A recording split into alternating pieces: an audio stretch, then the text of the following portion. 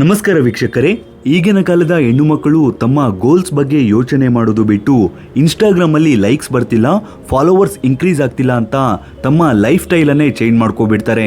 ತುಂಬ ಚಿಕ್ಕ ಚಿಕ್ಕ ಬಟ್ಟೆಗಳನ್ನು ಹಾಕ್ಕೊಂಡು ರೀಲ್ಸನ್ನು ಮಾಡ್ತಾರೆ. ವ್ಯೂಸ್ಗೋಸ್ಕರ ಏನು ಮಾಡೋದಕ್ಕೂ ಸಿದ್ಧ ಇರ್ತಾರೆ. ಇಂಥ ಕಾಲದಲ್ಲಿ ಒಂದು ಹುಡುಗಿ ತಮ್ಮ ಗೋಲನ್ನು ಅಚೀವ್ ಮಾಡಿ ಕೂಡ ಮಿಲಿಯನ್ ಫಾಲೋವರ್ಸನ್ನು ಮಾಡ್ಬೋದು. ಕೇವಲ ಮೈ ತೋರಿಸಿದ್ರೆ ಮಾತ್ರ ಜನ ಫಾಲೋ ಮಾಡೋದಿಲ್ಲ, ತಮ್ಮ ಗುರಿಗಳನ್ನು ಅಚೀವ್ ಮಾಡಿದ್ರು ಕೂಡ ಜನ ಫಾಲೋ ಮಾಡ್ತಾರೆ ಅಂತ ತೋರಿಸಿಕೊಟ್ಟಿದ್ದಾಳೆ. ಆ ಹುಡುಗಿ ಹೆಸರೇ ಶ್ರೇಯಾಂಕಾ ಪಾಟೀಲ್. ಸತತ 16 ವರ್ಷಗಳಿಂದ RCB ಫ್ಯಾನ್ಸ್ ಪದೇ ಪದೇ ಅಂದುಕೊಳ್ತಿದ್ರು, ಈ ವರ್ಷ ಕಪ್ ಗೆಲ್ತೀವಿ, ಈ ಸಲ ಕಪ್ ನಮ್ದೇ ಅಂತ. ಆದ್ರೆ ಅದು ಆಗಿರ್ಲಿಲ್ಲ. ಕೊನೆಗೂ ನಮ್ಮ ಮಹಿಳೆಯರು ಆ ಕಪ್ಪನ್ನ ಗೆಲ್ತಾರೆ. ಅದರಲ್ಲಿ ಪ್ರಮುಖ ಪಾಲು ಅಂದ್ರೆ ನಮ್ಮ ಅಪ್ಪಟ ಕನ್ನಡತಿಯಾದ ಶ್ರೇಯಾಂಕಾ ಪಾಟೀಲ್ ಅವರು. ಶ್ರೇಯಾಂಕಾ ಪಾಟೀಲ್ ಈಗ 21 ವರ್ಷ. ಅವರು 9 ವರ್ಷದಿಂದನೇ ಕ್ರಿಕೆಟ್ ಅನ್ನ ಆಡ್ತಿರ್ತಾರೆ. ಹುಟ್ಟಿ ಬೆಳೆದಿದ್ದು ಎಲ್ಲ ಕೂಡ ಬೆಂಗಳೂರಲ್ಲೇ. ಅವರು ಮೂಲತಃ ಉತ್ತರ ಕರ್ನಾಟಕದವರು. ಅವರ ತಂದೆ ಹೆಸರು ರಾಜೇಶ್ ಪಾಟೀಲ್. ಅವರು ಕೂಡ ಒಬ್ಬ ಕ್ರಿಕೆಟರ್ ಆಗಿದ್ರು. ಅವರ ತಮ್ಮ ಕೂಡ ಕ್ರಿಕೆಟ್ ಅನ್ನ ಆಡ್ತಾರೆ. ಕಳೆದ ವರ್ಷ IPL ಅಲ್ಲಿ ಚೆನ್ನಾಗಿ ಆಡಿದ್ದಕ್ಕೆ ಇಂಡಿಯಾ ಟೀಮ್ಗೂ ಕೂಡ ಸೆಲೆಕ್ಟ್ ಆಗ್ತಾರೆ. ಅದಾದ ನಂತರ ಇವರಿಗೆ ವಿರಾಟ್ ಕೊಹ್ಲಿ ಅಂದ್ರೆ ಪಂಚಪ್ರಾಣ.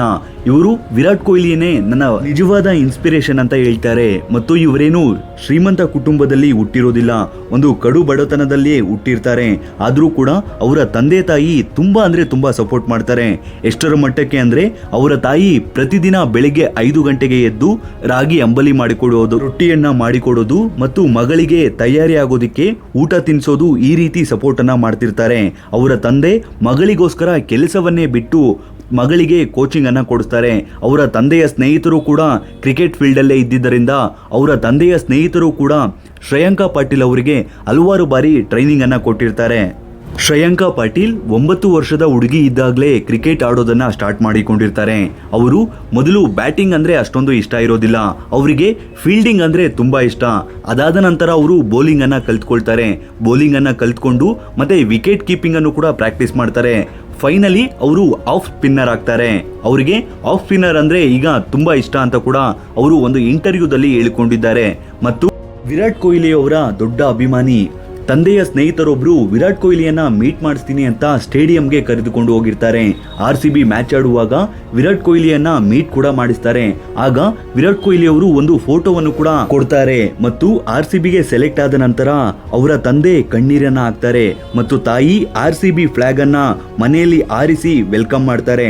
ಯಾಕಂದ್ರೆ ಇವರು ಮೊದಲಿನಿಂದ ಕೂಡ RCB ತಂಡದ ದೊಡ್ಡ ಅಭಿಮಾನಿಗಳು. ಕೇವಲ ಶ್ರೇಯಾಂಕಾ ಪಾಟೀಲ್ ಮಾತ್ರ ಅಲ್ಲ, ಅವರ ತಮ್ಮ, ಅಪ್ಪ, ಅಮ್ಮ ಎಲ್ಲರೂ ಕೂಡ RCB ಅಂದ್ರೆ ತುಂಬಾ ಇಷ್ಟ. ಮತ್ತು ಶ್ರೇಯಾಂಕಾ ಪಾಟೀಲ್ ಅವರಿಗೆ DK ತರ ಫಿನಿಶ್ ಮಾಡಬೇಕು ಅಂತ ತುಂಬಾ ಇಷ್ಟ ಅಂತೆ. ಯಾಕಂದ್ರೆ ಅವರು RCB ಯಲ್ಲೂ ಕೂಡ ಅಷ್ಟೇ ಚೆನ್ನಾಗಿ ಫಿನಿಶಿಂಗ್ ಮಾಡ್ತಿರ್ತಾರೆ.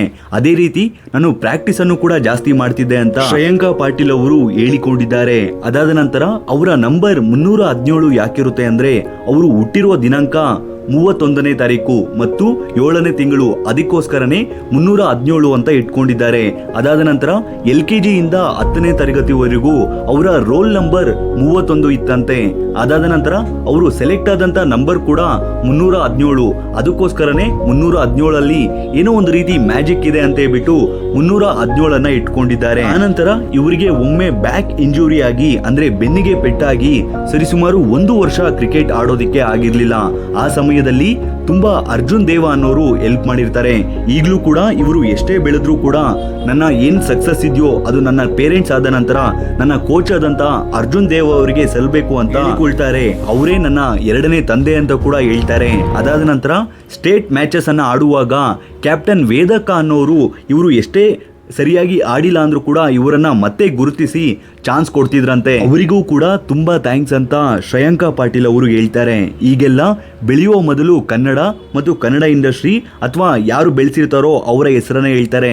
ಬೆಳೆದ ನಂತರ ಸೋ ಕಾಲ್ಡ್ ಪ್ರೊಡಕ್ಷನ್ ಅಂತ ಹೇಳುವಂತ ಜನ ಇರೋ ನಡುವೆ ಈಗಲೂ ಕೂಡ ಶ್ರೇಯಾಂಕಾ ಪಾಟೀಲ್ ಬೆಳೆಯೋದಿಕ್ಕೆ ಯಾರ್ಯಾರು ಕಾರಣ ಆದ್ರೋ ಅವರೆಲ್ಲರಿಗೂ ಕೂಡ ಇಷ್ಟು ಕೃತಜ್ಞತಾ ಮನೋಭಾವವನ್ನ ಇಟ್ಕೊಂಡಿದ್ದಾರೆ ಅಂದ್ರೆ ಶ್ರೇಯಾಂಕಾ ಪಾಟೀಲ್ ಅವರು ಎಷ್ಟು ಒಳ್ಳೆಯ ಮನಸ್ಸಿನವರು ಅಂತ ತಿಳಿಯುತ್ತೆ.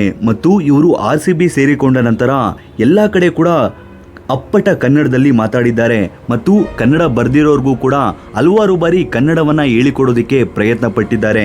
ಇದು ಅಲ್ವಾ ನಿಜವಾದ ಕನ್ನಡತಿಯ ಗುಣ. ವೀಕ್ಷಕರೇ, ಶ್ರೇಯಾಂಕಾ ಪಾಟೀಲ್ ಕೇವಲ ಈಗ ನಮ್ಮ ಕರ್ನಾಟಕದ ಕ್ರಶ್ ಆಗಿಲ್ಲ, ಇಡೀ ಭಾರತದ ನ್ಯಾಷನಲ್ ಕ್ರಶ್ ಆಗಿದ್ದಾರೆ.